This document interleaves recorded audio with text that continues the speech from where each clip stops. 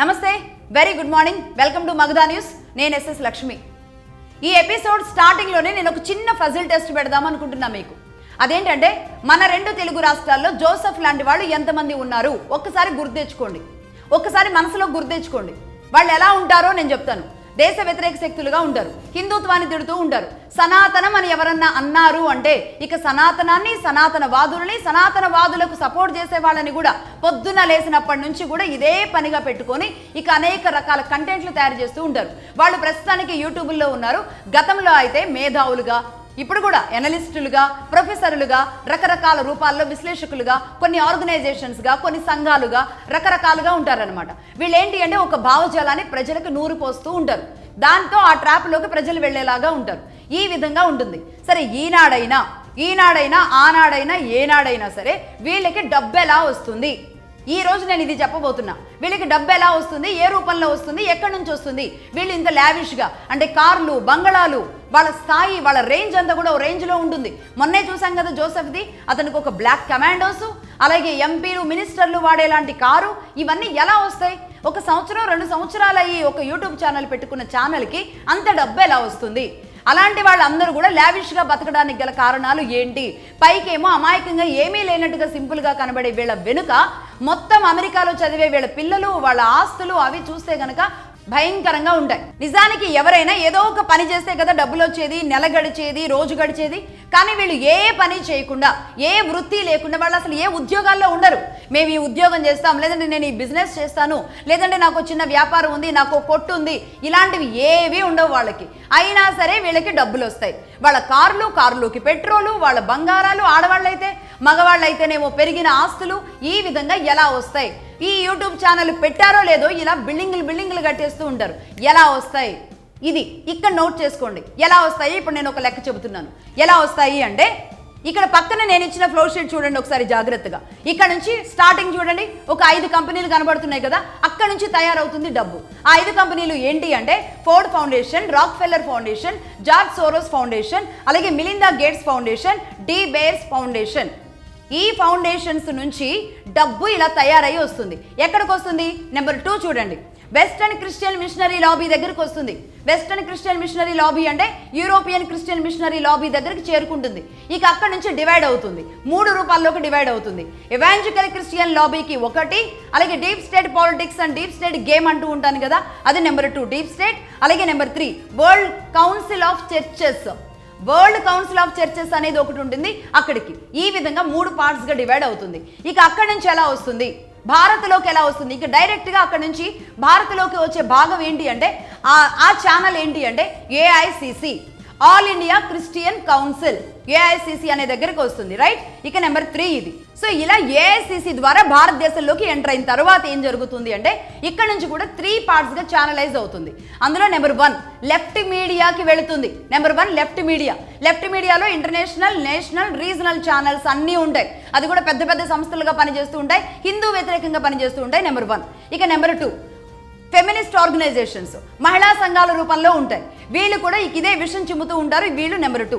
ఇక number 3 human rights organisations అని పెట్టుకుంటారు, హ్యూమన్ రైట్స్ అవి. ఇక అలాగే నెక్స్ట్ స్టెప్కి వద్దాం. ఇక ఇక్కడ నుంచి వీళ్ళకి నెక్స్ట్ లెవెల్లోకి ఎలా వెళతాయో చూద్దాం.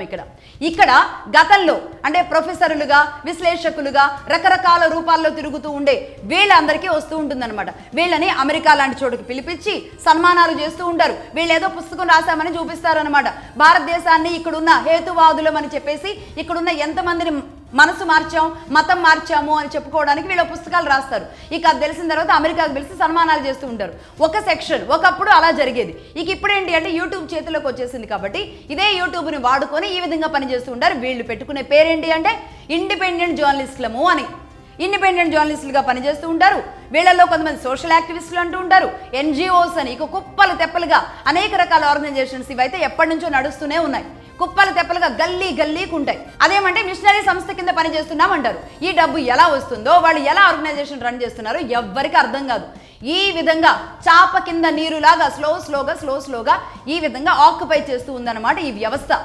ఇందులో భాగంగా నేను ఇప్పుడు చెబుతున్నాను. ఇక ఇందులో భారతదేశంలోకి వచ్చిన తర్వాత వీళ్ళ వర్క్ స్టైల్ ఎలా ఉంటుంది? లెఫ్ట్ మీడియా కానీ, మహిళా ఆర్గనైజేషన్స్ కానీ, హ్యూమన్ ఆర్గనైజేషన్స్ కానీ, ఇక్కడ నేను చిన్న ఎగ్జాంపుల్ చెబుతాను. ఏదైనా ఘటన జరిగింది, ఏ ఆడపిల్ల మీద ఏదో జరిగింది అనుకోండి, ఈ మహిళా సంఘాలంతా కూడా ఈ లెఫ్ట్ మీడియా సంస్థలని వాడుకొని ఇక ప్రతిరోజు అదే పనిగా వార్తలు ప్రసారం చేసి ఒక 2-3 రోజులు ఫస్ట్ మనుషులు ప్రజల మైండ్ పాడైపోతుందన్నమాట. ఏంటి ఇలాంటి ఘటనలు జరుగుతున్నాయి, ఆ నేరం ఎలా జరిగిందో సునిశ్చితంగా డీప్గా చెప్పే ప్రయత్నం చేస్తూ ఉంటుందన్నమాట ఈ మీడియా. ఈ విధంగా జరిగిన తర్వాత వాళ్ళ మైండ్లు కూడా అదే క్రూరంగా తయారవుతూ ఉంటాయి. అలాగే ఆ నేరస్తుడిని ఉంచకూడదని వీళ్ళే మాట్లాడుతూ ఉంటారు. సరే, నిజంగానే ఆ నేరస్తుడు ఏమైనా చేశాడు అనుకోండి, మన సజ్జనార్ గారు లాంటి వాళ్ళు 2 ఘటనలు వరంగల్ కానీ దిశ విషయంలో కానీ ఎన్కౌంటర్లు జరిగిన తర్వాత మళ్ళీ ఏం చేస్తారు, ఈ హ్యూమన్ రైట్స్ వాళ్ళు దిగుతారు. వీళ్ళు వచ్చి ఏం చేస్తారు, అలా ఎలా చేస్తారు, వాళ్ళు మాత్రం మనుషులు కాదని వీళ్ళే మాట్లాడతారు. సో మొత్తంగా ఏం జరిగింది, ఈ లెఫ్ట్ మీడియాను వాడుకొని వీళ్ళే మహిళా సంఘాలు ఈ విధంగా మాట్లాడతారు, హ్యూమన్ రైట్స్ వచ్చి వాళ్ళు మాట్లాడతారు. వీటన్నింటినీ కూడా అనేక రకాలుగా వడ్డీ వార్చేదంతా కూడా ఈ లెఫ్ట్ మీడియా బాధ్యత తీసుకుంటూ ఉంటుంది. అలాగే అనేక రకాలుగా సనాతన విషయంలో ఇలా జరిగింది, ఆ ఆశ్రమంలో ఇలా జరిగింది, ఆ స్వామీజీ ఇలా అయ్యారు, అలాగే శబరిమలకి ఆడవాళ్ళు ఎందుకు వెళ్ళకూడదు, ఇలాంటి పనికి మాలిన పనులు చేస్తూ ఉంటారన్నమాట వీళ్ళు. ఈ విధంగా భారతదేశంలోకి ఏఐసిసి అనే సంస్థ ద్వారా పనిచేస్తూ ఉంది. దీని వెనుక మొత్తం కూడా పనిచేస్తున్నది యూరోపియన్ వెస్టర్న్ క్రిస్టియన్ మిషనరీ లాబీయే పనిచేస్తూ ఉంది. ఇది ఒక రూపంలో వెళుతూ ఉంది భారతదేశంలో. ఇంకొక రూపం కూడా ఇంకొక దేశం నుంచి ఉంది, అది చైనా దరిద్రం. చైనా ఏంటి అంటే కమ్యూనిస్ట్ భావజాలాన్ని ఇక్కడ పెంచాలి, మొత్తం ఇక్కడ పనిచేసే లెఫ్ట్ లిబరల్స్ కోసం ఫండింగ్ పంపు చేస్తూ ఉండాలి. ఏ విధంగా చేస్తూ ఉంది అనేది 2003లో పూర్తి సాక్ష్యాధారాలతో సహా బయటపడింది. ఎంత భారీగా భారతదేశం మీద ఇన్వెస్ట్ చేయడానికి చైనా రెడీగా ఉంది అనేది 2003లో బయటపడింది. ఎలా అంటే అమెరికాలో దాదాపుగా $278 మిలియన్ ఖర్చు చేస్తూ ఈ లెఫ్ట్ ఈకో సిస్టమ్ ని పెంచడానికి పనిచేస్తున్న 2 వ్యక్తులు అమెరికా FBI కి దొరికారు 2003లో.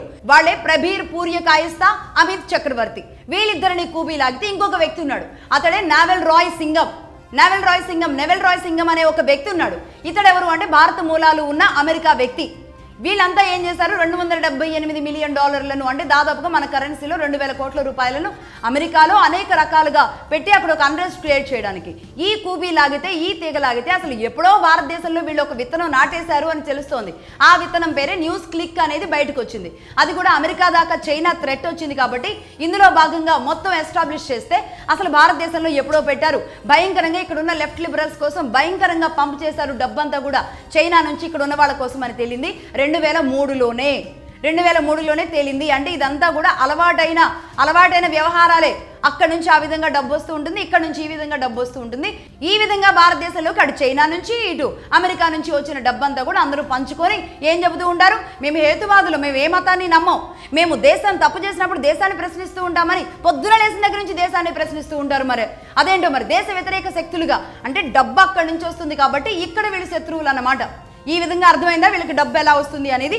ఇది ఇక వీళ్ళ లక్ష్యాలు ఎలా ఉంటాయో చూద్దాం. నెంబర్ 2, వాళ్ళ లక్ష్యాలు చాలా క్లారిటీగా ఉంటాయి. ఒక 100-200 ఏళ్ల వరకు టార్గెట్ పెట్టుకుంటారు. అందులో వీళ్ళు క్రిస్టియన్ లాబీలో ఏంటి, వాళ్ళకి ఓటర్లు మారాలి, క్రిస్టియన్ ఓటర్లు రావాలి, అంటే హిందువులందరూ కూడా క్రిస్టియన్ మతంలోకి మారాలి. ఆ విధంగా రాష్ట్రాలు చేతిలోకి రావాలి, ఆ తర్వాత భారతదేశం కూడా చేతిలోకి రావాలి. ఇలా చేతిలోకి వచ్చినప్పుడు ఈ క్రిస్టియన్ ఓటు బ్యాంకు ద్వారా వాళ్ళు అనుకున్నది చేస్తారు. ఒక రకంగా ప్రభుత్వాలను చేతిలో పెట్టుకున్న వాళ్ళు అవుతారు. ఇక్కడ భారతదేశం ఏ కార్యక్రమం తీసుకున్నా అడ్డుపడడానికి, పైనుండి అడ్డుపడడానికి ఇక్కడ ఉన్న ఓటు బ్యాంకు వీళ్ళకి అస్త్రంగా ఉంటుందన్నమాట. అందుకోసమని ఇక్కడ క్రిస్టియన్ లాబీ విపరీతంగా ఫండింగ్ చేస్తూ ఉంటుంది భారతదేశం మీద. ఇది నెంబర్ 1. అలాగే నెంబర్ 2, ఇదే భారతదేశంలో డిఫెన్స్ కంపెనీ ఒకటి పెట్టాలనుకున్నారు అనుకోండి, వీళ్ళే అడ్డుపడుతూ ఉంటారు. ఎలా అలా పెడతారు అని చెప్పి ఇక్కడ క్రిస్టియన్ రూపంలో ఉన్నవాళ్ళు, లేదంటే ఈ చైనా నుంచి కమ్యూనిస్ట్ ఎకో సిస్టమ్ ద్వారా ఉన్న వాళ్ళు ఉంటారు కదా, వీళ్ళందరూ వచ్చి పనిచేస్తూ ఉంటారు. ఇది నెంబర్ 2.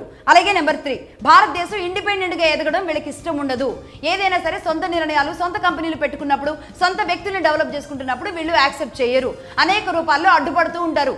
ఈ కమ్యూనిస్ట్ ఎకో సిస్టంలో ఉన్న వాళ్ళు, ఈ మేధావులంతా ఏం చేస్తారు, ఈ భారతదేశానికి ఇవన్నీ అవసరమా అని చెప్పి ఈ లెఫ్ట్ మీడియా సంస్థల ద్వారా ప్రజల మెదళ్లలో పెడుతూ ఉంటారు ఈ విషయాలని. వీళ్ళు ఎప్పుడు సంతోషంగా ఉంటారు, ఎప్పుడు బాధగా ఉంటారు, ఇది కూడా తెలుసుకోవాలి. వాళ్ళ మూడ్ స్వింగ్స్ కూడా తెలుసుకోవాలి. ఎలా ఉంటారు అంటే సంతోషంగా ఎక్కడ ఉంటారు అంటే ఇలా రూపాయి విలువ పడిపోతుంది అన్నప్పుడు చాలా సంతోషంగా ఉంటారు వీళ్ళు. అలాగే నెంబర్ 2, ఆ మధ్యకాలంలో స్లమ్ డాగ్ మిలియనీర్ అనే సినిమాకి ఆస్కార్ అవార్డు వచ్చింది చూడండి. అలాంటప్పుడు ఇంకా సంతోషంగా ఉంటారు. ఎందుకంటే మన భారతదేశంలో స్లమ్ వ్యవస్థ ఉంది, భారతదేశంలో తిండి లేదు, దుర్భరమైన జీవితం ఉంది, ఇక్కడ పేదరికంలో చచ్చిపోతున్నారు లాంటి ఆ రూపంలో, ఆ బేస్డ్తో తీసిన సినిమాకి ఆ కాంగ్రెస్ టైంలో ఆస్కార్ అవార్డుల విలువ ఆస్కార్ అవార్డు వచ్చింది.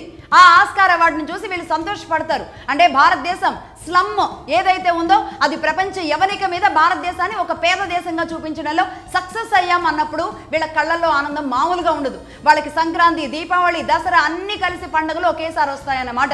ఇది వాళ్ళ సంతోషం. వీళ్ళు ఎప్పుడు బాధపడుతూ ఉంటారో కూడా తెలుసుకుందాం. వీళ్ళు భారతదేశం స్వయం సమృద్ధిగా ఎదగడానికి కొత్త నిర్ణయాలు తీసుకున్నప్పుడు బాధపడుతూ ఉంటారు. ఆనాడు ఇందిరాగాంధీ కాంగ్రెస్ టైంలో న్యూక్లియర్ పవర్ తీసుకున్నప్పుడు వీళ్ళ కళ్ళు మండిపోతూ ఉంటాయి. పైవాడు చెప్పినట్లుగా ఇక్కడున్న భారతీయులకి పేపర్ల రూపంలో, వ్యాసాల రూపంలో, ఎడిటోరియల్ రూపంలో విశ్లేషకులుగా, మేధావులుగా ఇక్కడ మనకు న్యూక్లియర్ అవసరమా, ఇది చాలా డేంజరు, మానవాళికి పెద్ద ప్రమాదం అని చెబుతూ ఉంటారు ఆనాడు. ఇక మొత్తం భారతదేశానికి ఒక పెద్ద భూతంలాగా చూపిస్తున్న ఒక వ్యక్తిని తీసుకొస్తారు. ఆయనే ఆదాని. ఎందుకంటే ఇప్పుడు ఆయన గ్రీన్ ఎనర్జీ అనేక రూపాల్లో అన్ని రకాలుగా అన్ని దేశాల్లో వ్యాపారాలు చేసుకుంటూ ఈ రోజు భారతదేశం నుంచి ఆదాని కంపెనీ డిఫెన్స్లోకి అడుగు పెట్టబోతోంది. అందుకే భారతదేశంలో ఈయన ఒక పెద్ద భూతంలాగా భారతదేశం ఎలా క్రోనీ క్యాపిటలిస్టుల్ని పెంచి పోషిస్తుంది అని ప్రశ్నిస్తూ ఉంటారు. వీళ్ళకి డబ్బు వచ్చే పైనుండి వచ్చే డబ్బు మొత్తం కూడా ఈ క్రోనీ క్యాపిటలిస్టులు అమెరికా తయారు చేసిన వాళ్లే. అలాగే చైనా నుంచి వచ్చే డబ్బు కూడా ఇదే క్యాపిటలిస్టులు తయారు చేస్తున్న చైనాలో వాళ్ళు ఇస్తున్న డబ్బే. ఇదంతా తెలిసి కూడా ఇక్కడ మాత్రం ఆదానికి ఎందుకు ఇస్తారు, భారతదేశంలో మాత్రం ఎందుకు ఇలాంటి వాళ్ళు ఉండాలి అని అడుగుతుంటారు. వీళ్ళకి కనీసం బుద్ధి ఉండదు. పోనీ ఇదే భారతదేశం గవర్నమెంట్ పరంగా ఒక డిఫెన్స్ కంపెనీ పెట్టబోతున్నాం, అది డిఆర్డిఎల్ ద్వారానో డిఆర్డిఓ గానో అని ఒక నిర్ణయం ప్రకటించారనుకోండి, ఇక అప్పటి నుంచి ఇంకొక రకమైన నాలుకను బయటకు తీస్తారు. అదేంటి అంటే భారతదేశంలో ఇన్ని కష్టాలు ఉన్నాయి, స్కూల్స్ పెట్టవచ్చు కదా, పేదరికం ఇక్కడ ఉంది, అక్కడ అలా ఉంది, పెట్రోల్ రేట్లు బాగా పెరిగిపోయినాయి, దాన్ని తగ్గించవచ్చు కదా, ఇప్పుడు డిఫెన్స్ కంపెనీ అవసరమా అని మాట్లాడుతూ ఉంటారు వీళ్ళే. అంటే డిఫెన్స్ కంపెనీ పెట్టుకొని రక్షణ రంగంలో మనం బలంగా ఉండడం వీళ్ళకి ఇష్టం ఉండదు. అదేవిధంగా ఇదే భారతదేశంలో ఇంకేదైనా నష్టం జరిగింది అనుకోండి, అంటే మొన్న ఉగ్రదాడి లాంటివి ఏదైనా జరిగింది అనుకోండి, మళ్ళీ ఇంకొక నాలుగు బయటికి తీస్తారు. మళ్ళీ అప్పుడే మాట్లాడతారు అసలు ఏం ఖర్చు పెడుతోంది రక్షణ రంగానికి భారతదేశం, అసలు ఏం చేస్తోంది ఇన్నాళ్ల పాటు అని మాట్లాడుతూ ఉంటారు మళ్ళీ వీళ్ళే. అంటే రక్షణ రంగంలో పటిష్టం చేసుకోవడానికి మన డిఫెన్స్ కంపెనీలు పెట్టుకున్నాము అంటే ఆ విధంగా మాట్లాడతారు. అదేవిధంగా ఏదైనా ఘోరం జరిగినప్పుడేమో అసలు ఇక్కడ భద్రత లేదు, రక్షణ లేదు, మీరేం చేస్తున్నారు, మీరు అక్కడ టూర్లో ఉన్నారు, ఇక్కడ టూర్లో ఉన్నారు, ఆ డ్రెస్ వేసుకున్నారు, ఈ డ్రెస్ వేసుకున్నారు అనేలాంటి పిచ్చి మాటలు మాట్లాడుతూ ఉంటారు. దీంతో పాటుగా ఇదే భారతదేశం డిఫెన్స్ కంపెనీలు పెట్టే వాళ్ళని ప్రోత్సహించకుండా, భారతదేశం కూడా ఈ డిఫెన్స్ కంపెనీల వైపు మొగ్గు చూపకుండా యూరోపియన్ దేశాల్లో ఉన్న డిఫెన్స్ కంపెనీలు ఏవైతే ఉన్నాయో ఆ కంపెనీల దగ్గర నుంచి రక్షణ రంగ ఒప్పందాలు గనక చేసుకున్నాము అంటే వీళ్ళ కళ్ళు అప్పుడు చల్లగా ఉంటాయి. ఎందుకంటే ఇక్కడ 100 రూపాయల్లో అయ్యే పని అక్కడ 200 రూపాయల్లో అవ్వడమే కావాలి. ఈ యూరోపియన్ దేశాల డిఫెన్స్ కంపెనీల దగ్గర నుంచే మన రక్షణ వ్యవస్థ బాగుండాలి అనేది వీళ్ళు కోరుకుంటూ ఉంటారు. ఎలా ఉండాలి వీళ్ళది అంటే లాక్హీడ్ మార్టిన్, డెసాల్ట్, బోయింగ్, హాలీబెల్టన్, బెకాల్ట్ ఇలాంటి ఈ యుద్ధ విమానాలను తయారు చేసే ఈ డిఫెన్స్ కంపెనీలు ఏదైతే యూరోపియన్ దేశాల్లో ఉన్నాయో వీళ్ళ దగ్గర నుంచి మనం కొనుక్కుంటే మాత్రం వీళ్ళు ఒక్క మాట మాట్లాడరు. మీరు కావాలంటే మొత్తం హిస్టరీ తీసుకోండి. అదే భారతదేశం ఒక ఆదానిని డెవలప్ చేసి ఈ కంపెనీ పెట్టుకోమని ముందుకు నడిపించింది అనుకోండి, ఆదానిని ఒక దెయ్యంలాగా చూపిస్తూ ఉంటారు. అదే భారతదేశం ఒక కార్యక్రమం తీసుకుంటే దీనిని కూడా నెగిటివ్ చేస్తూ ఉంటారు. ఇది వీళ్ళ కుట్రలు ఈ విధంగా ఉంటాయి. ఇక నెంబర్ 4 ఆంధ్రప్రదేశ్ విషయానికి వద్దాం. ఆంధ్రప్రదేశ్లో క్రిస్టియన్ మతం అనేది ఆంధ్రప్రదేశ్ వ్యాప్తం కావడానికి గల కారణం ఎవరు అంటే రాజశేఖర రెడ్డి గారు. సరిగ్గా 22 సంవత్సరాల క్రితం రెడ్ కార్పెట్ పరిచారు, ఓపెన్గా లీగలైజ్ చేసేశారు. మేము ఈ మతంలోకి మారొచ్చు అన్నట్టుగా చర్చలు ఇబ్బడిముబ్బడిగా కట్టుకునే విధంగా ఒక రెడ్ కార్పెట్ పరిచిచ్చేశారు, ఫాస్టర్లను పెంచేశారు. విపరీతంగా ఒక ఓటు బ్యాంకుని, క్రిస్టియన్ ఓటు బ్యాంకుని తయారు చేసుకున్నారు రాజశేఖర రెడ్డి గారు. ఆయన కుటుంబం నుంచే షర్మిల గారి భర్త బ్రదర్ అనిల్ గారిని ఆంధ్రప్రదేశ్ క్రిస్టియానిటీకి ఒక పెద్ద పండితుడుగా మార్చారు. ఇక ఆయన ఆంధ్రప్రదేశ్ వ్యాప్తంగా అయ్యారు. ఆ సమయంలో ఉన్న కేఏ పాల్ కానీ మిగతా ఫాస్టర్లు లాంటి వాళ్ళు ఎవరైతే ఉన్నారో వాళ్ళందరినీ కూడా ఉక్కుపాదంతో అణిచివేశారు ఇదే ఆంధ్రప్రదేశ్లో. ఇక ఆ తర్వాత ఇదే క్రిస్టియన్ ఓటు బ్యాంక్ మొత్తాన్ని రాష్ట్ర విభజన తర్వాత జగన్మోహన్ రెడ్డి గారు పీల్చుకున్నారు. ఈ రోజు షర్మిల గారికి బ్రదర్ అనిల్ గారు చెప్పినా సరే ఈ క్రిస్టియన్ లాబీ మాట వినేలాగా లేదు. మొత్తం ఇది జగన్మోహన్ రెడ్డి గారికి పవర్ ఉండడం వల్ల ఇది మొత్తం జగన్మోహన్ రెడ్డి గారికి ట్రాన్స్ఫర్ అయ్యింది. ఇక అక్కడి నుంచి ఈయన ఆట మొదలు పెట్టారు. ఇక్కడ నుంచి ఆయన మతం ద్వారా కులాన్ని కొడుతూ ఉంటారు. మన సాయి కృష్ణ మరణం తర్వాత ఇగ్నైట్ చేస్తున్నది ప్రతిసారి ఈ అంశాన్ని బయటకు తీసుకొచ్చి రెచ్చగొట్టేది ఈ కులం కార్డు తీసుకొచ్చే. శవం కనిపించిందా కులం కార్డు తీస్తారు. ఇంత విచ్చలవిడిగా ఉంటుంది. ఇది నెంబర్ 1. అలాగే ఇక్కడ మొన్న మధ్యకాలంలో ఒక పాస్టర్ పగడాల ప్రవీణ్ అనే వ్యక్తి చనిపోయాడు, దానిని కూడా ఈ మతం కాబట్టి ఇతన్ని ఎవరో కావాలని చంపేశారు అని చెప్పి వీళ్ళు ఒక వీడియో రిలీజ్ చేస్తే పోలీసులు అతడు తాగి ఎక్కడెక్కడ మందు కొన్నాడు, ఎలా వెళ్ళాడని రిలీజ్ చేస్తే అది అబద్ధం అని చెప్పి కాదు ఏదో కుట్ర ఉంది, అతను ఇలా ఉన్నాడు అలా ఉన్నాడని చూపించారు. ఇక ఈ మధ్య కాలంలో అభినయ్ దర్శన్ అని ఇంకో ఫాస్టర్ వచ్చాడు, అతను ఎవరో వెంబడించి కొట్టినట్టుగా తరిమినట్టుగా చంపేయడానికి సిద్ధమైనట్టుగా చూపించాడు. నిజానికి ఆ విషయం కనుక బయట పడకుండా ఉండుంటే ఇదే ఆంధ్రప్రదేశ్లో ఆ పగడాల ప్రవీణ్ చంపింది కూడా ఇదే ఆంధ్రప్రదేశ్ ప్రభుత్వం ఇలా ఫాస్టర్లందరినీ పొట్టన పెట్టుకుంటుంది అని చెబుతారు. ఇదే జరుగుండేది. ఇతడు చేసింది ఇతడు మొత్తం సినిమా క్రియేట్ చేశాడు అనే విషయం కనుక బయటికి రాకుండా ఉండుంటే ఖచ్చితంగా ఇదే జరిగేది, ఇంత దుర్మార్గంగా జరిగేది. ఇప్పుడు చెబుతున్నాను నేను ఆంధ్రప్రదేశ్ విషయానికి వస్తే కనుక ఈ క్రిస్టియన్ లాబీయే బలంగా పనిచేస్తుంది. ఈ క్రిస్టియన్ లాబీ ద్వారా ఆంధ్రప్రదేశ్లో కులాల్ని కొడతారు, కులాల టార్గెట్గా పనిచేస్తూ ఉంటారు. ప్రతి సిరీస్ ఆఫ్ ఇన్సిడెంట్స్ అన్నిటిని కూడా మీరు చెక్ చేసుకోండి. 2014 to 19 వరకు జరిగిన ఇన్సిడెంట్స్ అయినా ఇప్పుడు ఈ 2 ఏళ్లలో జరుగుతున్న ఇన్సిడెంట్స్ అయినా ఈ సిరీస్ ఆఫ్ ఇన్సిడెంట్స్ అన్నీ కూడా ఒకటి మతం ఆధారం, రెండోది కులం ఆధారం. ఈ రెండింటి మీదే బేస్ అయి ఉంటుంది. ఈ రెండింటినే భయంకరమైన అస్త్రాలుగా వాడతారు. అందులో భాగంగానే జోసెఫ్ వచ్చినా ఇంకెవరు వచ్చినా ఈ సోకాళ్ళు అందరూ కూడా వాళ్ళకే కనెక్ట్ అయి ఉంటారు. వాళ్ళ లక్ష్యాలు ఎలా ఉంటాయంటే వాళ్ళ క్రిస్టియన్ లాబీ చేసే వ్యక్తిని తీసుకువెళ్ళి ముఖ్యమంత్రి కుర్చీలో కూర్చోబెట్టుకోవాలి, మనోడు అక్కడ ఉండాలి అనే విధంగా పనిచేస్తూ ఉంటారు. ఎవరెవరు పనిచేస్తూ ఉన్నారు ప్రస్తుతానికి? ఇదే మతానికి సంబంధించిన వాళ్ళు కదా. ఇప్పుడు జోసెఫ్ మాట్లాడినా, జడా శ్రవణ్ మాట్లాడినా, పివి సునీల్ కుమార్ మాట్లాడినా, అలాగే విజయ్ కుమార్ అని ఆయన ఒక ఓఎస్డీగా పనిచేసిన ఐఏఎస్ అయ్యుండి ఆయన మాట్లాడినా వీళ్ళంతా క్రిస్టియన్ రిలేటెడా కాదా? ఇదే ఆంధ్రప్రదేశ్లో వీరంతా కూడా క్రిస్టియన్ రిలేటెడ్గా వర్క్ చేస్తున్న వాళ్ళ కాదా? వీళ్ళ లక్ష్యం జగన్మోహన్ రెడ్డిని సీఎం చేయడమా కాదా? ఈ విధంగా ఉంటుంది. సనాతనం అని ఎవరన్నారో వాళ్ళ మీద దాడి చేయడానికి ఈ లాబీ అంతా పనిచేస్తూ ఉంటుంది. ఎన్ని రకాల లాబీలు వాడతారు అంటే హేతువాదుల లాబీలు, వామపక్ష భావజాల లాబీలు, క్రిస్టియన్ లాబీలు, ఇక ఈ హ్యూమన్ రైట్స్ లాబీలు, అనేక రూపాల్లో మహిళా సంఘాల లాబీలు, ఇంతమంది పనిచేస్తూ ఉంటారు. సనాతనం అని ఎవరైనా మాట్లాడారు అంటే సనాతనం మాట్లాడారు కాబట్టి ఈ విధంగా పవన్ కళ్యాణ్ గారిని కూడా టార్గెట్ చేస్తూ ఉంటారు. అంటే ఎలా డబ్బు వస్తూ ఉంటుంది, ఎలా మత వ్యాప్తి జరుగుతూ ఉంటుంది, ఎలా కుల చిచ్చులు అనేది ఎవరు పెడుతూ ఉంటారు. పైనుండి ఆడేవాడు ఒకడైతే ఇక్కడ ఆటకి సహకరించే వాళ్ళు ఇదే భారతదేశంలో మన మధ్య మన రూపాల్లోనే వేరే మతంలో ఉంటారు అనేది గుర్తించాల్సిన అవసరం ఉంది. నిజంగా ఇదే మతంలో ఉండి సిన్సియర్గా భారతదేశం గురించి ఆలోచించే అతి తక్కువ మంది గురించి నేను మాట్లాడడం లేదు. వికృత రూపాలుగా తయారయ్యి ఈరోజు రాష్ట్రంలో దేశంలో కూడా ఒక విఘాతాలుగా అభివృద్ధి ఆటంకాలుగా మారిన వాళ్ళ గురించి నేను మాట్లాడుతున్నా. ఏ స్థాయిలో అంటే ఇదే ఆంధ్రప్రదేశ్ విషయంలో సాధించాల్సింది ఏంటి? ఈ మతం, ఈ కుల చిచ్చులు, ఈ గొడవల వీటి గురించి మాత్రమే ప్రతిరోజు మాట్లాడుకోవాలా? అభివృద్ధి ఎటుపోతుంది? అమరావతి కట్టాలి, రాజధాని నిర్మాణం జరగాలి, పోలవరం నిర్మాణం జరగాలి. పోలవరం ఒక్కసారి నిర్మాణం జరిగింది అంటే కనుక మొత్తం ఆంధ్రప్రదేశ్ సస్యశ్యామలం అవుతుంది. అటువైపుగా అడుగులు వేయాలి. 2029 వచ్చే వరకు కనీసం రాజధానికి ఒక రూపం రావాలి, పోలవరం నుంచి నీరు బయటికి రావాలి. ఇది ఈ లక్ష్యంగా ప్రభుత్వం అడుగు ముందుకు వేయాలి అని చెప్పి ప్రతిపక్షంలో ఉన్న వాళ్ళు ఆ విధంగా పుష్ చేయాలి. సరిగ్గా ఎన్నికల ఏడాది వచ్చినప్పుడు మాత్రమే వాళ్ళు ఏ గొడవలు తీసుకొస్తారో, ఏ పాలసీ విషయాల్లో గొడవలు పడతారో చివరి ఏడాది మాత్రమే ఎన్నికల ఇయర్. కానీ మొట్టమొదటి నుంచి 5 ఏళ్ల నుంచి వీళ్ళు వాళ్ళ మీద, వాళ్ళు వీళ్ళ మీద ఈ విధంగా వెళితే ఆంధ్రప్రదేశ్ అభివృద్ధిలో ఎలా ముందుకు వెళుతుంది? కాబట్టి నేను చెబుతున్నాను, ఆంధ్రప్రదేశ్లో ఉన్న హిందువులు తస్మాత్ జాగ్రత్త. ఏ రూపంలో ఎవరు ఏం సృష్టిస్తున్నా, అది కులం చిచ్చు కావచ్చు, మతం చిచ్చు కావచ్చు, ప్రాంతీయ చిచ్చు కావచ్చు, ఏ రూపంలో ఎక్కడ అన్రెస్ట్ ఉన్నా సరే మీగ్గా మీరు ఆలోచించుకోండి. ఇప్పటి వరకు నేను చెప్పిన లిస్ట్లో ఆ డాట్స్ కనెక్ట్ అవుతున్నాయో లేదో చూసుకోండి.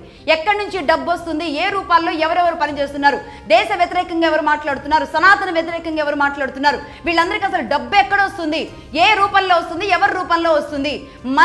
మమ్మల్ని పావులుగా వాడుకుంటున్నారు, మా మతాన్ని మనుషుల్ని పావులుగా వాడుకుంటున్నారు అనేది జాగ్రత్తగా సునిశ్చితంగా గమనించడం నేర్చుకోండి. మీకుగా మీరు, నాలాంటి వాళ్ళు ప్రతిరోజు వచ్చి పాఠాలు చెప్పడం కాదు, మీకుగా మీరు ఇలాంటి పెద్ద చరిత్రని, హిస్టరీని, ఎక్కడి నుంచి ఏ విధంగా డబ్బులు వస్తున్నాయనే ఇన్ని విషయాలను చెప్పినప్పుడు వీళ్ళు వేసే ట్రాపుల్లో మీరు పడొద్దు. ఒక ఆదానిని తిట్టారనో, ఇంకేదో జరిగిపోతుందనో, భారతదేశంలో ఏదో కల్లోలాలు అయిపోతున్నాయనో ఎవరైతే నమ్మిస్తున్నారో అదన్నీ అభూత కల్పనలే. మనం కరోనాను ఎదుర్కొన్నాం. మొన్న అంత పెద్ద యుద్ధం అక్కడ జరుగుతుంటే మిగతా దేశాలు సతమతం అవుతున్నా భారతదేశం అలా నిలబడింది. అది మన పవర్. దానిని గుర్తుంచుకోండి. ఈ భారతదేశంలో నేనున్నాను, నాకు సేఫ్, నేను రక్షణ వలయంలో ఉన్నాను అనేది ఆలోచించుకోండి. ఇలాంటి వాడు ఎవడో వచ్చి మీకు రక్షణ కల్పించడం కాదు, మీ భావజాలం స్ట్రాంగ్గా ఉన్నప్పుడు మీ దరిదాపుల్లో కూడా ఎవరు రారు. That's all for now.